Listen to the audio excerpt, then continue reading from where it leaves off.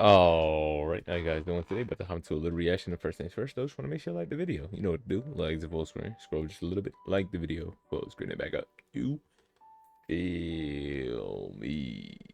So today's video has to do in reference to our last reaction where I titled it "I got stumped by an atheist" because the two different creation accounts in Genesis, and on the surface, I thought it would just be a I heard this one thing one time. It said, yeah, one's past tense from like, oh, he made this from before, so it evens out. But really, you get into it, and it's two separate creation accounts. One of them mentions how man is created and he's brought all the animals and everything else, and the other one goes down a 7 day story.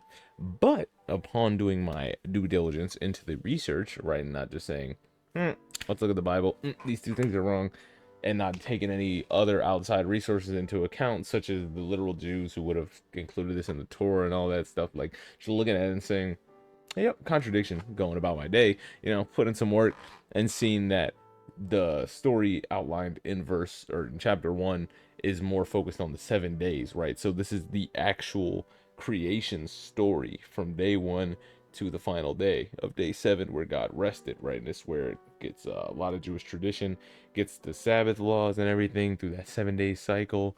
This is where that stems from. Chapter 2, however, which it makes sense why it's pushed to chapter 2 and why day 7 is in chapter 2, is because it's a deep dive into day number 6, the creation of man.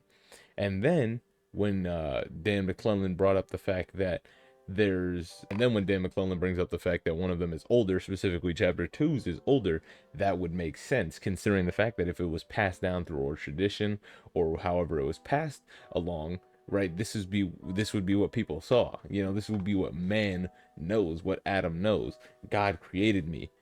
He brought these animals, they weren't fit, he made woman, and then it continues on from there. This is the generations, the lineages. That would all make sense because man was not around for the first 5 days. He wouldn't know what happens then. So it makes sense that that story would come after, because Adam would just pass along the story to Cain and say, yep, this is what happened, this was going on, and then that story would go down. All the animals were brought to me, and then the hoop blah da doop da doop, and then eventually you get the 7 days story, and then they format that, right? So that makes sense. And then we're gonna watch this video from God Questions Ministries, find it to be pretty reliable, and we're gonna see if they mirror what we say. So let's check it out. Are there two different creation accounts in Genesis? We're going to answer that question. You can also discover more on gotquestions.org. Genesis 1:1 says, "In the beginning, God created the heavens and the earth." Later in Genesis 2:4, it seems that a second, different story of creation begins. The idea of differing creation accounts is a common misinterpretation of these two passages, which in fact describe the same creation event. They do not disagree as to the order in which things were created and do not contradict one another. Genesis 1 describes the 6 days of creation and a 7th day of rest. Genesis 2 covers only one day of that creation week, the 6th day, and there is no contradiction. In Genesis 2, the author steps back in the sequence to focus on the 6th day, when God made mankind. In the first chapter, the author of Genesis presents the creation of man on the 6th day as the culmination or high point of creation. Then, in the second chapter, the author gives greater detail regarding the creation of man and woman. There are two primary claims of contradictions between Genesis chapter 1 and 2. The first is in regard to plant life. Genesis 1:11 records God creating vegetation on the 3rd day. Genesis 2:5 states that prior to the creation of man, no shrub of the field had yet appeared on the earth, and no plant of the field had yet sprung up. For the Lord God had not sent rain on the earth, and there was no man to work the ground. There is no contradiction, though, because Genesis 2:5 does not say how long before man's creation there was no plant life. In fact, the previous verse mentions the first and second days of creation, at which point there were no plants. So it makes sense that Genesis 2:5 would mention that there were no plants. That actually makes sense. Several days of creation occur between Genesis 2:6 and Genesis 2:7. Verse 7 details the creation of man on the 6th day. Verse 8 mentions the garden that God had created for him. The 4th day is spoken of in the past tense. The trees that God makes to grow in verse 9 are those in the garden, so the passages do not contradict. Genesis 1:11 speaks of God creating vegetation on the 3rd day. Genesis 2:5 speaks of the 1st and 2nd days when there was no vegetation, and Genesis 2:9 speaks to the specific growth of trees in Eden. Do you understand what I'm saying to you? Yes, of course. The second claimed contradiction is in regard to animal life. Genesis 1:24 through 25 records God creating animal life on the 6th day, before he created man.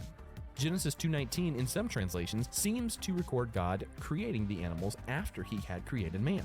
However, a good and plausible translation of Genesis 2:19 through 20 reads, "Now the Lord God had formed out of the ground all of the beasts of the field and all the birds of the air. He brought them to the man to see what he would name them, and whatever the man called each living creature, that was its name. So the man gave names to all the livestock, the birds of the air, and all the beasts of the field." The text does not say that God created man, then created the animals, and then brought the animals to the man. Rather, the text says, "Now the Lord God had already created all the animals." There is no contradiction. That's a fact. On the sixth day, God created the animals, then created man, and then brought the animals to the man, allowing the man to name the animals. By considering the two creation accounts individually and then reconciling them, we see that God describes the sequence of creation in Genesis 1, then clarifies its most important details, especially of the sixth day, in Genesis chapter 2. There is no contradiction here, merely a common literary device describing an event from the general to the specific. That answers the question, why are there two different creation accounts in Genesis? On our website, gotquestions.org, you'll find a deeper discussion and recommended resources. If this helped you, give us a thumbs up and click subscribe. Meanwhile, if you'd like to study more, click the bell and check out these other questions. So boom, just as easily as I had been stumped by an atheist, we have been unstumped by an atheist, right? And literally, I don't even know why I called it I got stumped. Literally, it takes 2 seconds of research which to do. I even pulled up a website and it said the same thing in like 2 seconds. But, you know, then we got a little story, we got a little storyboard. Oh, I got stumped and oh, I got unstumped. And that's really the claim with a lot of these arguments, is it really takes about 2 seconds to do some research and unstump yourself.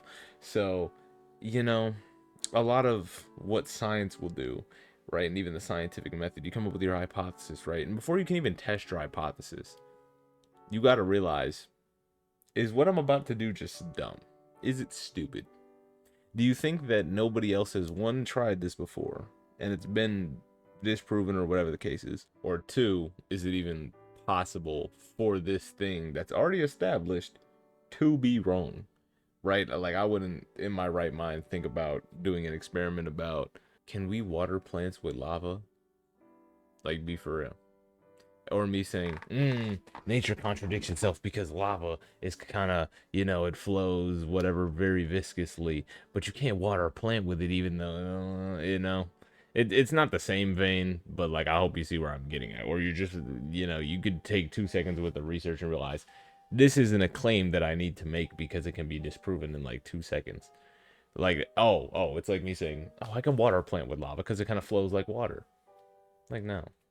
Look it up. No, it's not gonna work. And nobody would even think to do it or say it because it's like so easily no. And same with this, took 2 seconds. Some people may say, I don't believe it because it's older. And it's like, well, why would it be older? Because this may be what man would see and man would know, and this thing is outside of man's scope. Yes, no, maybe so. I don't know. Y'all tell me what y'all think in the comments. I'm gonna leave that whole, like, normally I'd edit that out, but I don't really care. Y'all can flame me in the comments for how I just cooked the scientific method, and I mean cooked because I just did it in immense amount of disservice. But I don't really care. I'm gonna leave it in because I think it's funny. Anyway, I'll see y'all next time. Peace.